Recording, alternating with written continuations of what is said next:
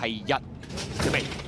好，你一開閘應龍飛影埋邊相當快閘啊！中間位置呢，仲有精英高球笑必勝啦，外邊走上去黃衫加冠王最出眾嘅古浪好友啊！中檔位置淺藍衫呢，就櫻花酒杯啦，內欄紅衫啊無比小子啦，後呢個馬匹啦，先見到豪邁先登啦，勤德佳備啦，尾三內欄龍之邦啊，後邊兩匹馬分別係海王同埋一隻老班精神嚟㗎。好啦，過呢個800米段處啦，應龍飛影就貼欄放嘅，跟住第2位就精英高球啊，內欄第3係笑必勝啊。第4位出邊黃衫嘅加冠王啦，中間第5位嘅馬呢，就係櫻花酒杯嘅大白鼻梁嗰匹啦，響內欄紅衫白鼻梁仲有無比小子啊，外邊冚嘅馬呢，就古浪好友啊，後呢個馬匹先有勤德佳備龍之邦掟出去出邊追係豪邁先登嚟噶，好啦，正最後直路啦，應龍飛影埋邊，中間位置精英高球兩匹馬鬥緊啊，中檔位置加冠王亦都上啦，後多層嘅馬仲有櫻花酒杯啦，出邊位置豪邁先登呢，就上咗少少啊，最後100厘米啦，精英高球響中間呢，就壓住咗埋邊應龍飛影啊，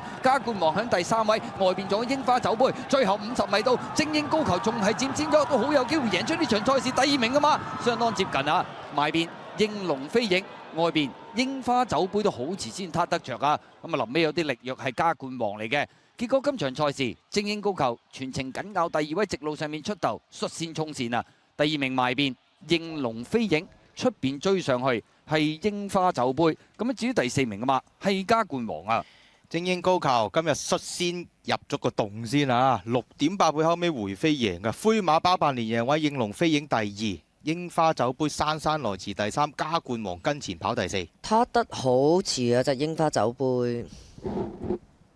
哇有6.7倍嗰個洞，倍都上6.8添喎，其1、2。